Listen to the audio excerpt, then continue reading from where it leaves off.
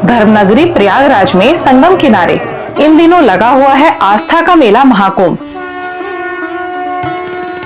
इस मेले में पतित पावनी गंगा में आस्था की एक डुबकी लगाकर पुण्य की प्राप्ति के लिए देश दुनिया के कोने कोने से लाखों श्रद्धालु आ रहे हैं। लेकिन इनमें तमाम लोग ऐसे भी हैं जो जीवन मरण के बंधन से मुक्ति यानी मोक्ष की कामना के लिए संगम की रेती पर 1 महीने का कल्पवास कर रहे हैं। क्यों लोग अपना घर द्वार छोड़कर चले आते हैं प्रयागराज संगम के किनारे कल्पवास करने के लिए? कल्पवास करने से क्या लाभ होता है और अंत में हम बात करेंगे कल्पवास के समय आप अपने लिए टेंट कैसे बुक करें। जैसा कि आपको पता है, इस वर्ष का महाकुंभ मेला 13 जनवरी से शुरू होकर 26 फरवरी महाशिवरात्रि के दिन तक चलेगा। तो पूरे 45 दिन तक कल्पवास का समय रहेगा। घर गृहस्थी जीवन और संसार की चिंताओं को छोड़कर सिर्फ और सिर्फ भगवान की आराधना और मुक्ति के देवता भगवान विष्णु की शरण में पहुंचने की लालसा ही कल्पवास है। कल्पवास की परंपरा आदि काल से चली आ रही है। इस परंपरा के महत्व की चर्चा वेदों से लेकर महाभारत और रामचरितमानस में अलग अलग नामों से मिलती है। आज भी कल्पवास नई और पुरानी पीढ़ी के लिए आध्यात्म की राह का एक पड़ाव है। बदलते समय के अनुसार कल्पवास करने वालों के तौर तरीकों में बदलाव जरूर हुए हैं, लेकिन ना तो कल्पवास करने की संख्या में कमी आई है और न ही आधुनिकता इस पर हावी हुई है। भारतीय आश्रम परंपरा में गृहस्थ आश्रम को सबसे श्रेष्ठ माना गया है, जिसमें साल में 11 महीने घर में रहकर और 1 महीने मोह माया से दूर पवित्र नदियों के संगम किनारे वास करके जप तप और साधना से मुक्ति का मार्ग प्रशस्त होता है। मोक्ष की इसी लालसा को लेकर लाखों श्रद्धालु धर्म की नगरी तीर्थराज प्रयाग में गंगा यमुना सरस्वती नदी के त्रिवेणी पर 1 महीने तक वास करते हैं। 1 महीने तक त्याग और संयम का जीवन जीते हुए पूरे समय भगवान के नाम का सत्संग करने वाले कल्पवासियों की इसी अनूठी दुनिया में धर्म आध्यात्म आस्था समर्पण और ज्ञान व संस्कृति के तमाम रंग देखने को मिलते हैं। कल्पवास के दौरान कल्पवासियों को जमीन पर शयन करना होता है। इस दौरान फलाहार और एक समय का भोजन करने का भी प्रावधान है। कल्पवास की शुरुआत करने के बाद इसे 12 वर्षों तक जारी रखने की परंपरा भी है।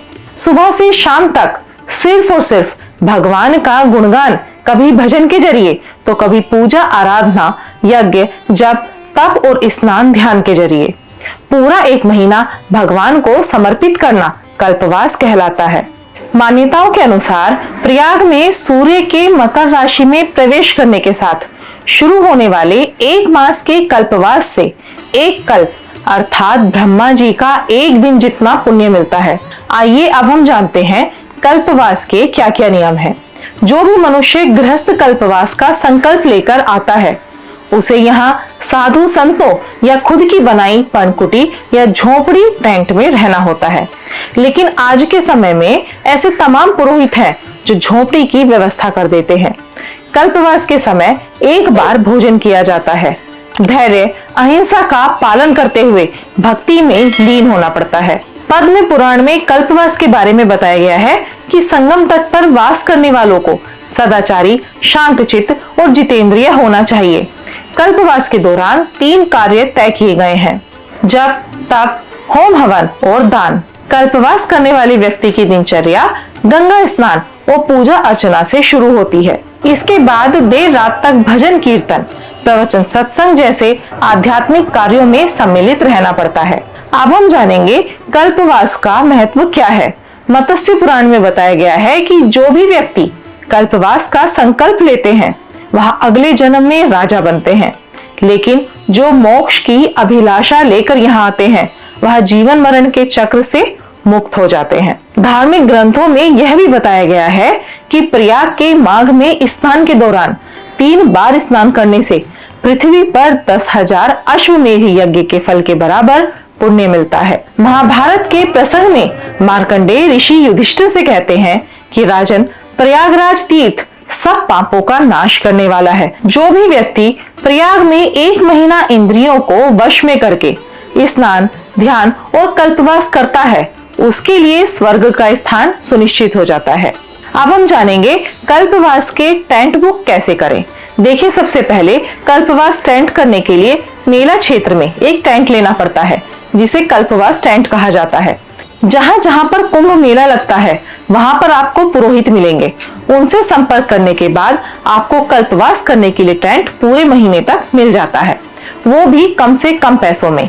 यहाँ पर आपको 3 प्रकार के टेंट मिलेंगे, बड़ा, छोटा और सबसे छोटा टेंट।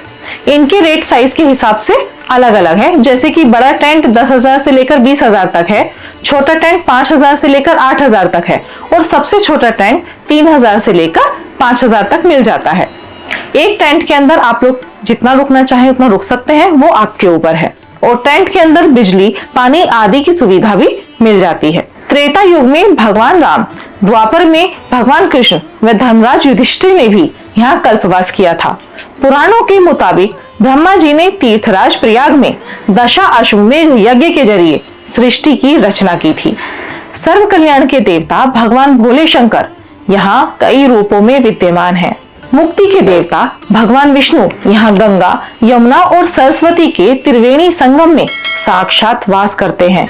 यही वजह है कि धर्म की इस नगरी में संगम के तट पर हर साल माघ महीने में सभी 33 कोटि देवी देवता और ऋषि मुनि लोगों के कल्याण के लिए प्रकट हो जाते हैं।